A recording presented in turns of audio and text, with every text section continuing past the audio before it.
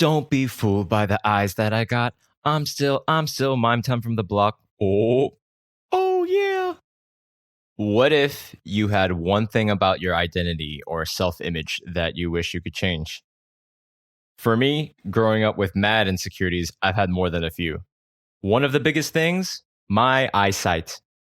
Finally, after all these years, I just had a successful eye operation. Words can't really describe what I'm feeling, fam. It's quite life changing. It's more than just having functional eyesight without the aid of glasses or contacts. This is a big part in overcoming a victimhood complex I've had since I was a kid. Now, having had the surgery, it's easy for me to say this, but it doesn't change who I am. Sure, it's a big change in my moment to moment, day to day experience, but I'm still the same person.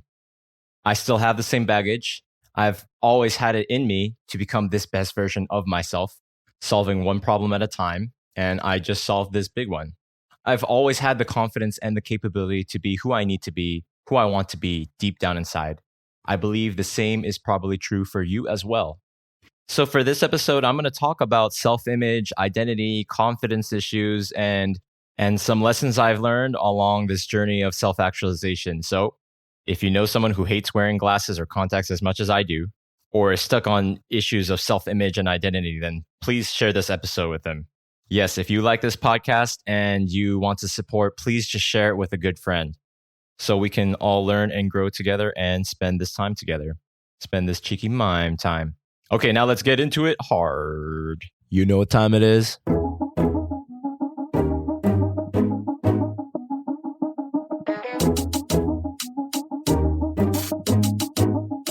It's mime time.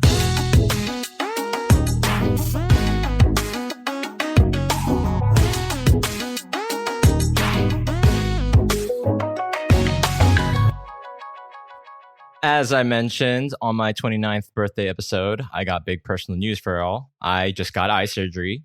No, it's not LASIK or LASIK. My astigmatism is so severe. Basically, my eyes were too fucked for those to be a practical option. I got ICL, implantable contact lenses. The operation's not done with the machine. A highly trained doctor cut open my corneas and inserted these high-tech fancy lenses into my eyes, under the iris. It's really amazing what they can do. We can rebuild him. We have the technology for Mime Time 2.0. We can make him better, faster, stronger, harder. I feel like a bionic man. I mean, I pretty much am with corrective vision and this smartphone. We pretty much are cyborgs already, with all the power and knowledge and things we can do with our phones, like order stuff off Amazon and Coupang and look up random facts on the internet and Google and educate ourselves. So if you ever feel down, just realize that you're a cyborg with all the potential of modern technology to assist you in all your endeavors. The surgery is pretty wild. You don't go under. They apply anesthetic on your eyes. You're completely conscious during the entire operation, staring at a light above the operating table. I was a little nervous, but in the end, there was hardly any pain at all. Not only that, the clinic filmed the whole thing. They're going to put it on their YouTube channel. So later, you can see the process later when it's published. So big shout out to Apgujeong SMB Eye Clinic. No, they didn't sponsor this episode of Mime Time. I wish. But I just want to say they are the best eye clinic in Seoul as far as I can see. You see what I did there? You see what I did there? Okay. Anyways, getting vision corrective surgery is a really big deal for me, and I'll share with you why that is. When I was a kid, growing up in the States, this is like every episode of Mime Time where I kind of give my background life story. I had this identity of being this awkward, overweight Asian kid with glasses. I had a really dysfunctional family life. I grew up with this very deep-seated victimhood complex. Everything was unfair. It was unfair. I was the only Asian in class and that I was picked on for being different. It was unfair that I was overweight and shy and not confident. It was unfair that I was picked last in teams for sports and gym class or whatever. I was the fat kid in dodgeball. I mean, it's hilarious shit to me now, but at the time growing up, it was the worst thing ever. Like I really, really honestly felt that way about my life and deep in my heart of hearts, that life was unfair. It was unfair that I was born to this Korean family. It's unfair that my parents and I can't even speak the same language. I wish I was white or black like the other kids. They don't have to deal with this shit. They all speak English with their moms and dads. How come my moms and dad can't speak English? Wait, even those other Korean families, those other Asian families, they can all speak the same language. They speak Korean in their family. What's wrong with me? What's wrong with our family? This is how I define my childhood. I mean, it's hilarious joking about it now, mocking my 5, 10, 15-year-old self now, but this is seriously how I thought. And as a side note, if you're listening to this podcast, you might be a third culture kid of some sort or an Asian immigrant or diaspora. And there's going to be a tiny percentage of people out there who grew up in a household not being fluent in the same language as their parents or the rest of their family, like me. I don't think I mentioned this enough, how frustrating and how unfair it is for any kid to go through that when everyone else in the world seems to not have that problem. It might seem you're the only one who has that problem and that you're all alone and you have no one to talk about this issue. If this is you, reach out to me. If you know someone like this, suggest that they reach out to me. I can talk to you. I can talk to them because I found a way to heal. I've been healing and we can heal together and reconcile our past and have a great fucking laugh about how silly we were and how seriously we took everything. Like, I'm serious. Reach out to me. Anyways, this language identity crisis stuff with an inferiority complex is what this podcast is all about. As I try to dissect my childhood, my confusion, my victimhood, and my problems with my identity and how unfair everything seemed, I realized part of my identity was in my glasses. I was physically inept, okay? I didn't have confidence doing sports or doing any physical activities. Like I didn't feel comfortable in my own skin or my own body. I mean, what kid knows who they are? But, kids who are grown up with lots of love and acceptance and good nurturing, I think, they don't really concern themselves or they don't have that lack of confidence to the point where they don't even feel secure in their own body. For me, I didn't even have the confidence to catch a ball or to kick a soccer ball well. You throw like a girl, mime. I mean, that was an insult to girls because girls could throw better than me. And with that, or influencing that, my eyesight was always so bad. So I kind of took everything in my life as if it was my fault. Just like it was my fault somehow that I couldn't learn Korean. I felt so stupid and incompetent and everything was somehow my fault in my own mind. And with that comes even less confidence. All that self-loathing and hatred, makes one reaffirm that they are incompetent and that they can't do anything. And so subconsciously, I didn't really try to improve myself in, say, kicking a soccer ball or catching a baseball, whatever it was. I just didn't have the confidence to put myself into doing something and really trying, really practicing. And so what happens is a vicious cycle where you resent yourself for being so incompetent, but really that is what's holding you back from improving in any physical activity, in anything in life. And so I felt really awkward and strange. And, if you saw me, you might have thought I was a strange kid, especially if I was the only Asian kid you'd ever seen, like I was always on the outside. I never felt like I fit in. I just wanted to feel normal and to fit in like the other kids, but I never did.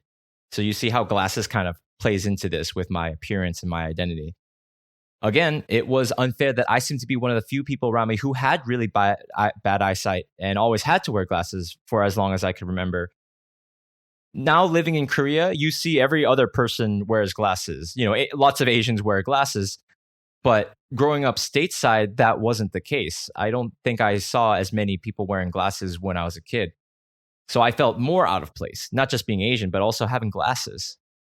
So fast forward to me growing up and coming to Korea to start a new life about 10 years ago. When I came to Korea, I came to not only find myself, but to also become the person I wanted to be. I wanted to transform into the best version of myself. I wanted to learn Korean. I wanted to learn confidence. I wanted to make friends and push my comfort zone and try out all sorts of things. I wanted to become more fit, make more money. And I've made steady, amazing progress in all these things over the years. But one thing that has always been big on my agenda that I never quite got around to doing for so long was getting corrective surgery for my eyes. Of course, Caveat, plenty of people spend their entire lives wearing glasses and they look cool, smart, intelligent, attractive, and you don't have to have a complex about it like I do. I do have this complex, and I only would feel normal when I wore contacts. So for years, I put up with using contact lenses, which I used very well. But every time I had to fuck around with them, putting them on, taking them off, remembering to take them off after a night of partying or going out, and so on, there's a part of me that said, you're still defective. Even learning to put contacts on for the first time, like, I don't know, 6, 7 years ago, was such a big deal for me. It took me like 45 minutes to an hour to just put this thing in my eye. And every time I do it, my body, my impulses would be like, no, don't do it. It's a foreign object. Don't put it in your eye. And I would be like, put this in your eye, motherfucker. You're going to take it. Everyone else can do it, so you can do it too, man. You have to believe in yourself. I did that shit for like 45 minutes. My eyes are all bloodshot, but I did it, right? And they're like, oh, okay, I get it now. Okay, I see the angle. I look up and I use one finger to hold down my eyelid, and then I put the other one to just gently put it on, and now it's like an easy thing to do that I don't need to do anymore, which is awesome. But even just doing some kind of simple task like that everyone seems to be able to grasp really easily. Like, I didn't have this confidence about myself, like, growing up. Anyways, so finally, getting this surgery is like the final piece of the puzzle just to feel normal. And what the fuck is normal anyways, right? Like, who cares, I guess. And final piece of the puzzle is not the right choice of words either, because I'm always growing, I'm always learning, and I'm always making stupid mistakes that I need to learn from. But it is a new chapter. So the day before the surgery, I told myself, you know what, Mime? Even if you couldn't get this surgery, if you couldn't afford it, or for whatever reason you have some injury and it just precludes you from getting any kind of vision corrective surgery, even if you had to wear glasses or contacts for the rest of your life, you don't need to feel incomplete. You've already had it all inside you to be an amazing, good person who's worthwhile and deserving of love. Of course, this is easy for me to say now, having gone through the surgery and now having great vision. This simple thing that so many people take for granted, I now have. It's another huge thing off my checklist, for sure. I'm definitely at a net benefit. At the same time, I'm still me. I'm still Mime. Even if I achieve my dreams of super health and I get really physically fit and I become super wealthy, I'll still be me. It's funny. A part of me expected I'd have this big, overwhelming emotion when my vision recovered and I could see with my new implantable contact lenses. Like, finally, I'm normal. I fit in.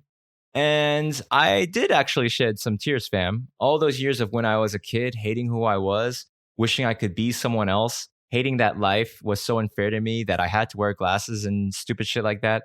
That old identity of me being some fat kid with glasses that was always glued to the TV playing video games, that I could never be something greater. Tears of sadness and tears of gratitude and joy that I've come this far and I'm fortunate enough to have this operation and to even be the person that I am today. This is all mixed in. It's not just one thing or the other. But in a sober moment of reflection, I realized I'm still the same person. Having a new pair of eyes doesn't change all those years of shit that I went through, that I had put myself through mentally, because I didn't know any better as well. Nobody told me when I was a kid, hey, Mime, you can do better. You can be better. You can become physically fit, socially apt, charming, and charismatic and competent at whatever you put your mind to.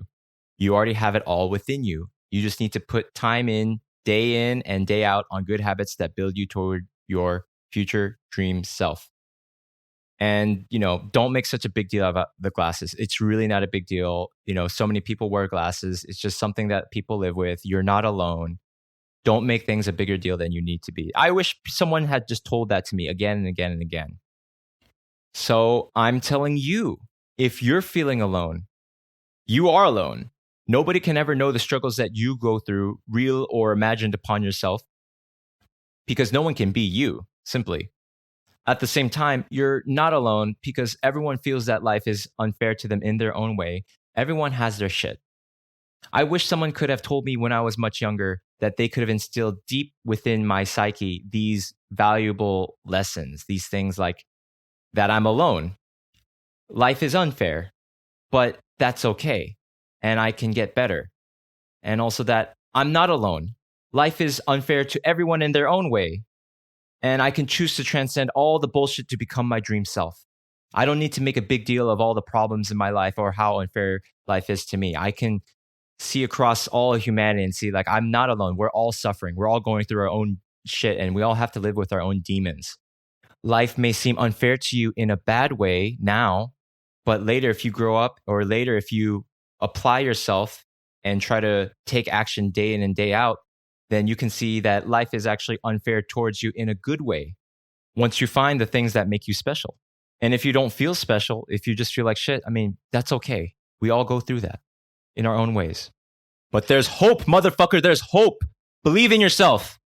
So if you are like me, with or without as much emotional baggage or complex about glasses, and you want to get eye surgery, I highly encourage you to save up the money to do so. Set a goal. Maybe it'll be a while. Maybe it'll be years before you can. It took me like 10 years. Probably didn't need to take that long. I just made every mistake along the way. So that's why it took this long.